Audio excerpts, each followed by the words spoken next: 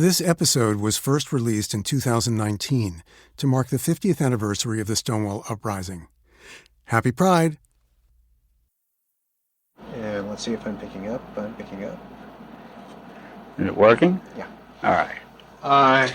The question was about the movement when it Yes. started. Things got cooking. In 51, with the famous meeting in a closed room in Los Angeles, which has been so often described. And I'm sure it has cropped up. June 3rd, 1989, at the home of Frank Kameny in Washington, D.C. I'm Eric Marcus, and this is Making Gay History.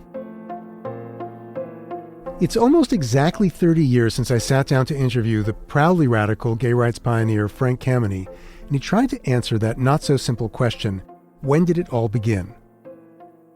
And there's another anniversary this June that's being a bit more widely celebrated, the 50th anniversary of the Stonewall riots.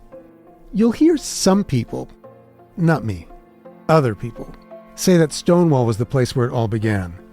Not true. Queer resistance wasn't invented in June 1969. But what happened at Stonewall did mark a key turning point in our history, one of those moments that draws a line between before and after.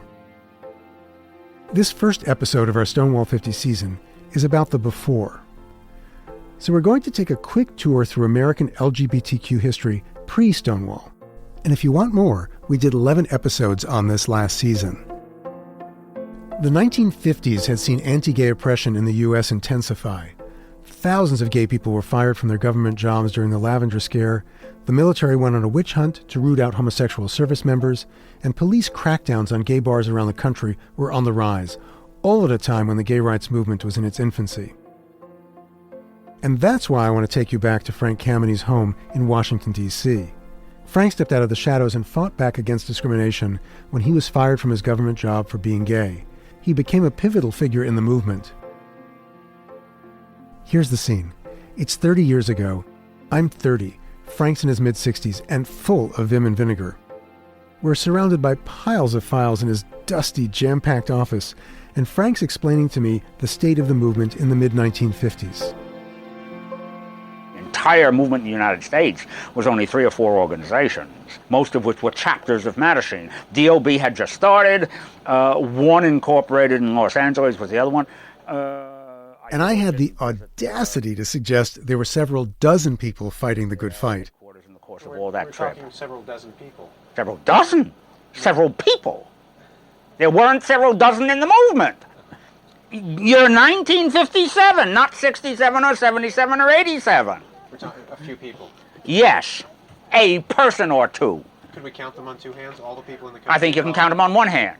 Well, that overstate. That's hyperbole, but yes. The movement of those days was a very unassertive, apologetic, defensive kind of structure, not taking strong positions, giving a hearing to everybody and saying all views must be heard, even those which were most harshly and viciously condemnatory. As long as it dealt with homosexuality, they must be given a fair hearing. Drivel. We were sick. We were sinners. We were perverts. You have your long litany of pejoratives. There was absolutely nothing whatsoever which anybody heard at any time, anywhere, at all, which was other than negative. Nothing. And so the movement predictably responded accordingly, and that was the nature of the movement. You'll hear echoes of Frank Kameny in what Barbara Giddings had to say when I talked to her in 1989. Barbara and Frank were kindred spirits in what was then known as the homophile movement. While Frank headed up the Washington, D.C. Mattachine Society, Barbara was the founding president of New York City's chapter of the lesbian group, the Daughters of Bilitis. We were considered sick. So the sickness label infected everything that we said and did and made it very difficult for us to have any credibility for anything we said for ourselves. We were considered sinful, so we had to start dialogue with the churches, and we were considered criminal. So we had to deal with the sodomy laws and, by extension, with any of the laws that controlled our lives or did not give us the freedom that we needed. Barbara met Kay Lahusen, her partner in life and activism, in 1961, and together they rejected society's prescriptions for homosexuals. The going theory at the time was that you were sick and you should go to the doctor and get turned around. What did the therapist tell them at this time? Usually trying to cure them. Fix them. Mm-hmm. Deep analysis, find out what went wrong in your childhood and so forth. Not too many people just, thought for themselves and thought, this is a crock of shit. It was chic to be going to the therapist. Anybody with any income at all went to the therapist to get straightened out. Literally. Yes. Mm-hmm. Yeah. But as the 1950s waned and the 60s dawned, attitudes had started to shift. A handful of psychologists were questioning whether the sickness label was anything more than a myth. And as the hysteria of the Red Scare eased, so did the witch hunts of the concurrent Lavender Scare. The early 1960s gave way to the mid-60s and a time of upheaval and unrest. From black civil rights and the anti-war movement, to women's rights, assassinations, sexual liberation, and inner-city riots. Confrontations with the police on college campuses and at the 1968 Democratic Convention in Chicago filled television screens on the nightly news. The waves of activism sweeping the country were felt by local gay rights groups, and they began organizing on a national level.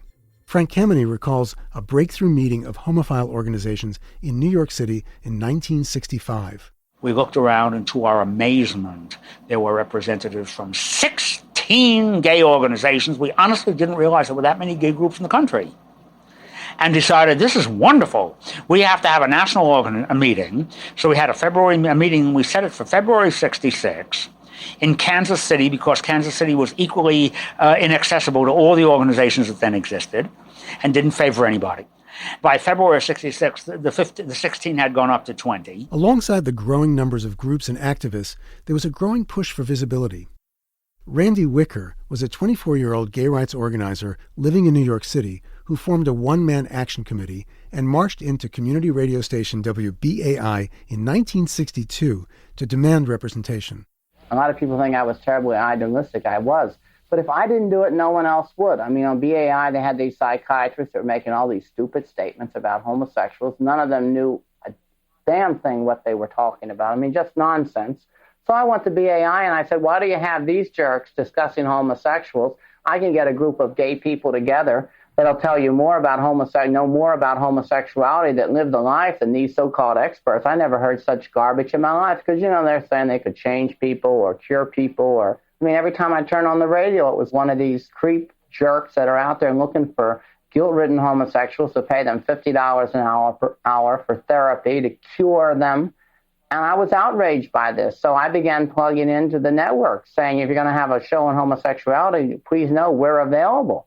So they would start including us on panels, and especially on the radio. And then I was on every major show. In addition to early radio and TV appearances, activists staged the first public demonstrations challenging discrimination in employment and the military. And Randy Wicker led the very first public picket in 1964. More protests followed in 1965 at the White House, the Pentagon, and then the first annual July 4th picket outside Philadelphia's Independence Hall. It was called Reminder Day to remind all Americans that gay people were being denied their constitutional rights. Barbara Giddings and Kay Lahusen were at the annual reminders. Interviewing them back in 1989, I asked them if those early pickets were thrilling. Was that thrilling? Apologies for being a little off mic. Oh, yes. You were really, you knew you were doing something momentous. Right. And people would stare at you. They had never seen self-declared homosexuals parading and there were with like signs. 50 in the line in front of the White House. It wasn't that many. Time. It was 26. Well, there was a second picket that had a little bit more people, I believe. Not many. But and suits and ties and dresses for the women and all that. And that was one of the few things we agreed on at the time. All the groups, we hashed it out and decided that we were the bearers of a message, and in order not to attract attention to ourselves, but to get to the message, we'd have to blend into the landscape, so we would look unexceptional. Right. Ernestine Eckstein walked those early picket lines too. She was the vice president of the New York chapter of the Daughters of Bilitis, and she brought her experience with the Black civil rights movement to the homophile movement. But when Barbara and Kay interviewed her in 1965, Ernestine told them that polite picketing might not be enough anymore. Do you believe in forms of civil disobedience for our movement at this time or in the future? Picketing, I regard as very almost a conservative activity now. I guess you do. Sit-ins, Sure you do. and that kind of thing are the thing. Yeah. Yeah. And all this is an educational process of calling attention to the unjustness of the situation, which is the same thing the Negro did. Ernestine wasn't the only activist feeling weighed down by what they considered the homophile movement's cautious approach. Craig Rodwell was a troublemaker who burst out of the closet at a young age. You're going to hear from Craig a lot this season.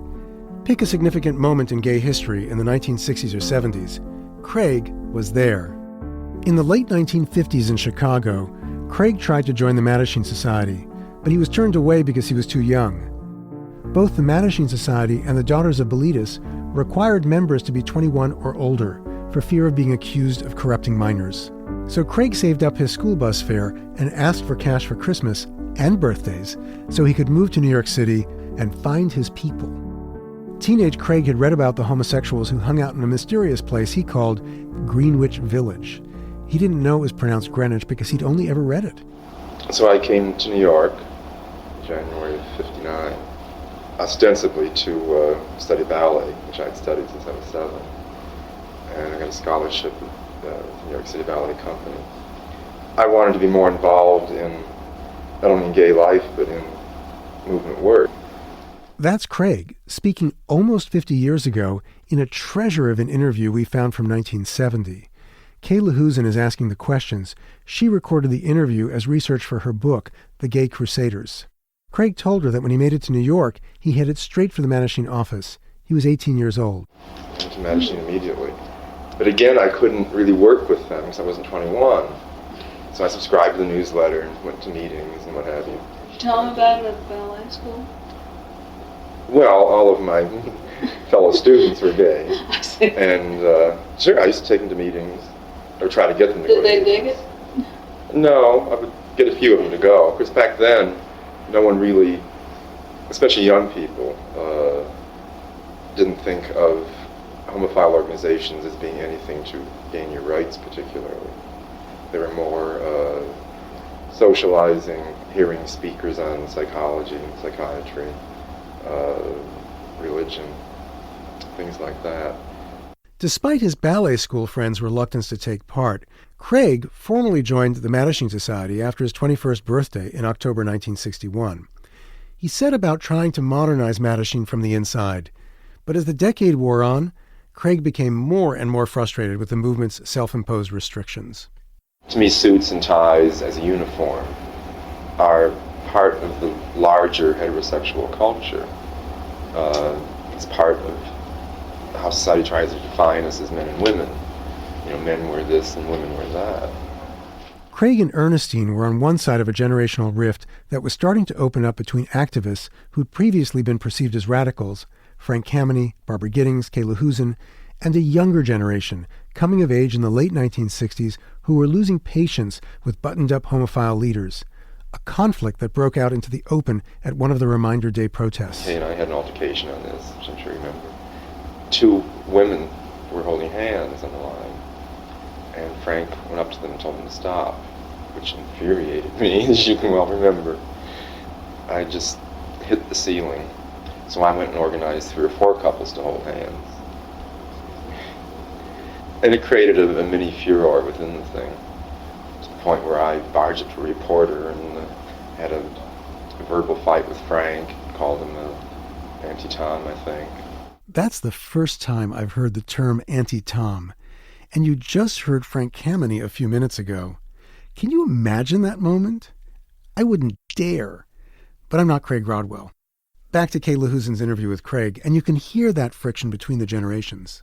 Well, his idea was that you don't call attention to yourself as an individual, that the issues must be pushed, and the person is subservient to the issue. Yeah, but to me, especially what always has been, one of the main issues, if not the main issue, in my own head, and I'm sure a lot of other people, was that homosexuality is just as viable a way of life as heterosexuality. But we weren't picketing for a way of life at at the time. We were picketing for fair employment and all that shit. While the homophile organizations were blazing a trail with public demonstrations, albeit dressing conservatively, picketing in a straight line, and asking for employment protections, LGBTQ people also faced routine harassment from the police, entrapment, and physical abuse at the hands of the authorities in cities and towns around the U.S. For a trans woman of color like Marsha P. Johnson, who survived as best she could on the streets of New York City, that oppression meant the constant threat of arrest. When I interviewed her in 1989, Marsha told me that the police picked her up countless times when she worked 42nd Street in the mid-1960s. And every time we go, like going out to hustle all the time, they would just get us and tell us we were under arrest. Yeah, they say, all you drag queens under arrest. So we start, it was just for wearing a little bit of makeup down 42nd Street. That was like in 1960, when I first came here, it was in 1963. Back then, if you were wearing fewer than 3 items of clothing that aligned with your legally assigned gender, you could be arrested. That gave the police broad authority to harass and humiliate people who didn't conform to the gender norms of the time. You want me to tell you how many times I went to jail? How many times did you go? This is Sylvia Rivera, who later founded Street Transvestite Action Revolutionaries with Marsha. I interviewed her too back in 1989. Oh, when I was growing up, if you walked down 42nd Street, it even looked like a faggot, you were going to jail. So you went to jail a few times? Oh, I went to jail a lot of times. 50 times? 100 times? 200 times? About 200 times. What were you in jail for? Prostitution, bullshit laundering. Back then, when I first started out, I was in women's clothes. It was what they call scare drag. Scare drag? Mm-hmm. What is scare drag? What I'm wearing right now. You don't have the tits on or anything. You just have a little makeup on. You have your hair out. You got women's clothing on. But every time that I used to go in front of a judge, upper head female impersonation. That was the charge? Yeah. The harassment wasn't confined to 42nd Street and the Street Queens, although they doubtless bore the brunt of it. Craig Rodwell told me Greenwich Village, the so-called gay ghetto, was not exempt. I mean, back then, on cruising areas, you couldn't stand still, like on Greenwich Avenue. It was a major cruising area at the time. I mean, every night there'd be hundreds of gay guys sitting on cars and stoops. But if a cop came along, everybody would get up and start walking. And if you didn't, they'd come up and they'd poke you. What was everyone afraid of? Being beaten or arrested. And I suppose ultimately of being publicly identified as a homosexual. What would that mean? Well, perhaps loss of job, or in other cities, when they would raid gay bars, the papers would publish the name and address and where they worked when the people who were arrested on the front page of the papers the next day. I mean, like they were mass murderers or something. And Greenwich Village is where we're headed next. My name's Jay Shockley. I'm one of the founders and co-directors. And I'm Amanda Davis, the project manager. With the New York City LGBT Historic Sites Project. I'm on a tour of Greenwich Village with my favorite experts on gay-related sites in New York City. We're standing on the corner where Christopher Street, Greenwich Avenue, and 6th Avenue meet. On this corner, across the street where there's now a garden, was an enormous Art Deco prison that was the Women's House of Detention. Actually was the first all-women's prison in New York City. In terms of the gay community, it was famous and infamous because if lesbians were in bars that were raided, they were taken to this house of detention, and it became notorious in the village. There were lesbians on the street that were shouting to their girlfriends. The straight residents of Greenwich Village had a long campaign to have it demolished because they didn't like that street interaction and the constant screaming. Yeah, and actually Joan Nessel, who went on to co-found the Lesbian Herstory Archives, famously said that it was called the Country Club by many lesbians who were arrested and put there at that time. So this was even going on in 1968-69 when if a women's bar was raided, the women would be carted to the Women's House of Detention. This is such a major intersection. The PATH station coming in from New Jersey is just across the street from there. The northern end of the Washington Square subway stop is just south of 8th Street. So this is a major focal point for people getting out of subways. If you continued west from this site, then you'd start hitting bars that were all along Christopher Street. Stonewall wasn't the only bar. As far as lesbian bars, there was the Pony Stable Inn on West 4th Street, right off of Washington Square Park. There was the Sea Colony, which was very popular on 8th Avenue, just north of here, and the Bagatelle on University Place. These were all in existence as far as gay bars, gay male bars. Yeah, Julius's, which is just 1 block away from here around the corner, was a very popular gay bar and very important bar. Also, just across 7th Avenue South on Grove Street, Marie's Crisis was always a popular piano bar. There definitely were places on Greenwich Avenue. Some of them may not have been bars. They may have been cafes that may or may not have had liquor licenses. I'm looking down the street now, and I don't see gay men parading up and down the street. From what I understand, both Greenwich Avenue and Christopher Street were major points at which gay men in particular met. Prior to Stonewall actually happening, Greenwich Avenue was the main cruising spot all the way from Christopher Street up to 7th Avenue up there. Now, on the other hand, I'll qualify that to an extent because people were always going down Christopher Street down to the piers, and men looking for other men, sex, whatever. Way back, there were waterfront-oriented bars when those were the steamship piers. So there always was street traffic going all the way down there. For people who don't know, what was cruising? Cruising isn't what it used to be because so many people now meet online. But in the olden days, when you and I were young, what was cruising? Well, cruising is different in different locations. Everybody, if you've seen any movies that are set in the 50s, American movies, in small towns, people are cruising in cars. They're going to the courthouse square or whatever else. All young people and all teenagers are looking to meet other similar-aged people, whether it's just to hang out with or socialize or whatever. In terms of New York and the LGBT community, specifically, cruising was either lingering in doorways or on street corners or walking up and down the street looking to meet other men for socializing or for sex or anywhere in between or beyond. Thank you. I'm glad the rain. Yes, we're lucky. Bye-bye. The program is the New Symposium. My name is Charles Pitts, and the members of the New Symposium are Del Tyson, Kermit Lamb, Craig Rodwell, Leon Smith, Louis Milletta. I should mention that Craig Rodwell is visiting us tonight to discuss the subject, which is cruising areas. This is the WBAI show, The New Symposium. This edition of the show was broadcast in August 1968. Things had moved on since Randy Wicker's first appearance on WBAI back in 1962, and by now there was a whole show dedicated to gay life. As you just heard, the main focus of this broadcast was cruising. But first, news and reviews. The show followed a simple format. At the top of the show, news and reviews, when the assembled panel, almost always entirely composed of gay men, would scan the newspapers and tease out stories affecting the gay community.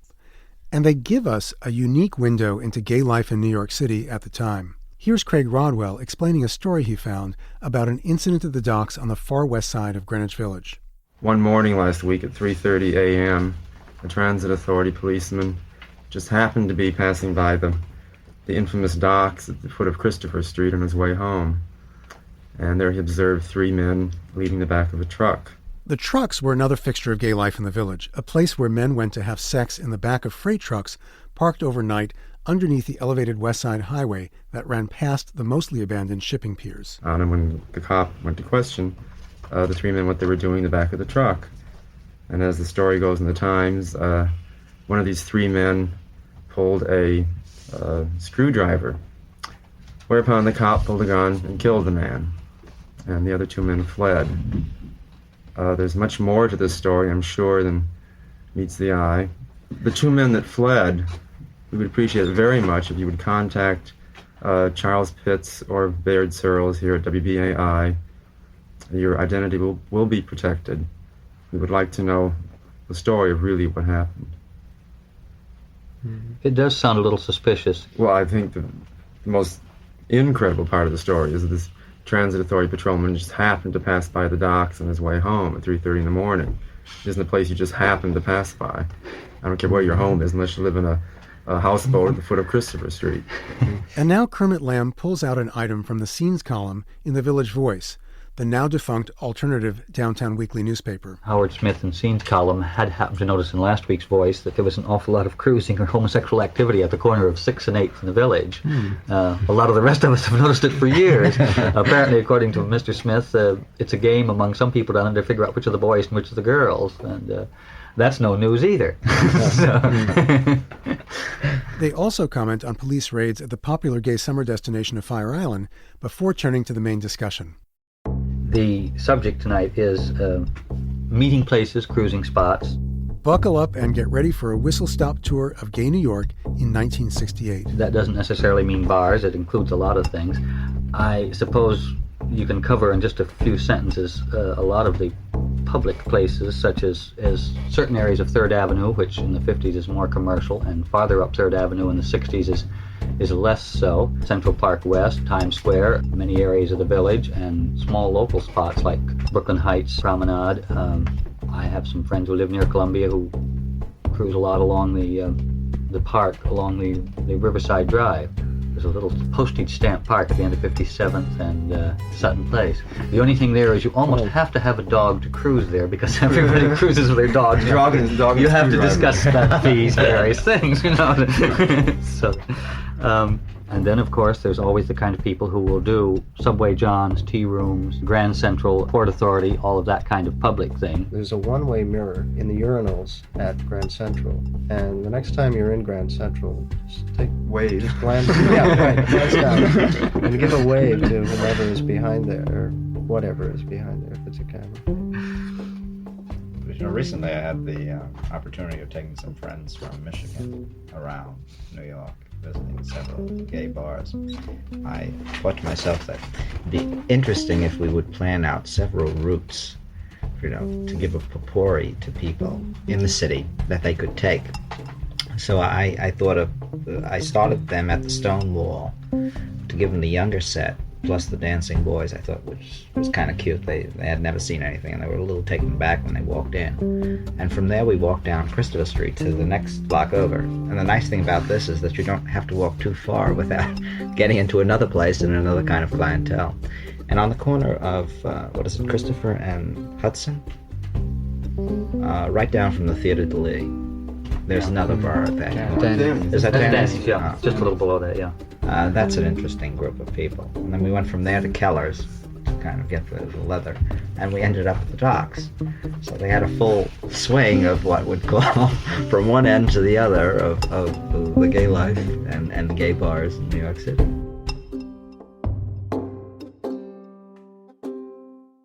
That younger set at Stonewall? It included Martin Boyce, born and raised in Manhattan by working-class parents. During the summer, Martin would spend every night of the week at the Stonewall or on the streets of the Village with a band of mostly homeless teenagers, many of whom dressed in scare drag. These days, they might describe themselves as gender nonconforming.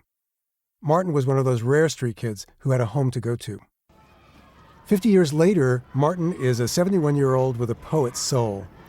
When we meet on Christopher Street outside the Stonewall Inn on a gusty spring day, you'd never guess this kindly-looking man with thinning white hair was once a scare drag-wearing street queen. The two of us look on as a group of school kids on a field trip play in the small park that was designated the Stonewall National Monument by President Barack Obama in 2016. Today, the Village is a really wealthy neighborhood and pretty straight. What was it like through your eyes then? What was the character of the Village in the 1960s? Well, the character of the Village in the 1960s was a welcome mat. I mean, for any dissident group. But it didn't say it was going to be easy. But you felt if you went down there, you were very hopeful that things could go your way. You could make friends and meet other interesting people. But yes, the Village was a place where biracial couples would congregate, where gays could go, where the hippies, the beatniks at the time too, could go. And people like that, everybody could find a little spot in the Village, or at least tolerance, but real tolerance. They didn't have to like you. They let you alone, they'd serve you, and they'd deal with you. And that was all we really wanted from a neighborhood. What was the terrain like? How many was it? Was it a 5-block range, a 10-block range? Was it from 6th Avenue to the river, from Christopher North? What was your terrain? Our place was Christopher Street, Greenwich Avenue, those side streets, and spreading out from the docks within 2 or 3 blocks. But it seemed like a world, because psychologically it changed from Christopher Street near Greenwich Avenue, to the river, this lonesome place. Fascinating and dark and interesting. You had a lot of trouble around different parts of the city about getting beaten up. Yes. Was it a fear for you ever in the Village when you were a kid that this was a dangerous place for you? The Village at the time was a very dangerous place if you went off Christopher on your own, depending what time of night. There was a lot of gay bashing, but in order to gay bash you, they got to isolate you. It's almost like a Pride of Lions. They isolate you and then they get you. For some reason, that's part of the pleasure, or that's part of the way things are. So you had to be wary. The further you got from Christopher Street, the more wary you were. A typical night out would be to expect nothing, not to make really too many plans, because you knew something was going to happen that was out of your control and interesting. It was just interesting to go out. Interesting to go to the stoop where all the queens were hanging out. Interesting to listen to last night's stories, especially if you missed one night in the Village. And some queen would get up and tell her story, what happened just the night before, and then there would be a discourse, like a approval of what she did, or how she handled it, or how it could be handled better. And everybody would listen and joke and have fun. You had to give a sense of loyalty, not to that particular group, like in a lodge or anything, but to the camaraderie of the street. How old were you the first time you went to the Stonewall Inn? 18. I first heard about the Stonewall quickly because I was with the hip crowd, so we would really know. It was about dancing. People could dance. I wasn't into dancing that much, but the real thing was the excitement of everybody going. When I went to Stonewall, I was of the preferred age because I was 18 years old, and that's who they wanted, because these are the kind of... It's like letting women into a bar. You're going to find men. And if you let young gays in, you're going to find, I wouldn't say predators, but people searching. And sometimes predators. While Martin and his friends were dancing at the Stonewall and cruising the streets of the Village, back in the WBAI studio, the new symposium panelists were pontificating about gay nightlife. Many and various kinds of bars, which might include leather bars or the dance bars, the private clubs, which is a new thing since the Great Purge of the middle 60s. The clubs started up. As you heard in our last season, the Mattachine Society of New York had turned its attention to fighting entrapment and regulations that made it illegal for gay people to drink in bars. And they'd made some progress. Shortly after the Lindsay administration took over, when harassment and pressure on gay bars lessened, not particularly because of Lindsay, but because of the challenge of the State Liquor Authority. By the late 1960s, the routine practice of police entrapment of gay men was allegedly over, and gay bars were allegedly legal. Remember, especially since January, when Judge Keating ruled that dancing between homosexuals is legal. But that progress was accompanied by an explosion in the number of private clubs, and Craig Rodwell was not a fan. And the reason for the private clubs, it's the mafia's new way of keeping people out they don't want in there, such as Health department, right. There's nothing illegal about a gay bar anymore, except for the fact that the mafia is running them, and the heat's on them. But if they call them private clubs, they're a little more insular and have a little more protection. What are some of the clubs? Do you know? Oh, at the moment there's probably 100 in Manhattan. Yeah. New ones every week opening up. And I know that the Corduroy Club is still going. I've checked. The Telstar, I think, is the same setup. The Stonewall is a club setup too, isn't it? It's a setup sometimes. As Craig said, the Stonewall was a setup of some kind, which apparently made it ripe for 2 police raids in the same week of June 1969. But it's the second raid we remember, because that's when the shit hit the fan.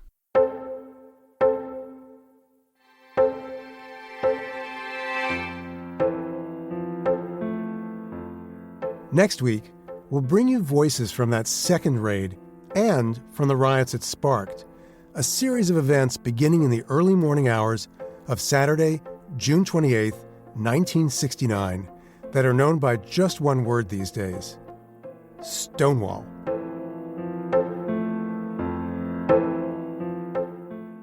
Many thanks to everyone who makes Making Gay History possible: executive producer Sarah Birmingham, producer Josh Gwynn, assistant producer Mo Laborde, administrative and special projects manager Inga Detaya, sound design and mixing by Ray Kantrowitz.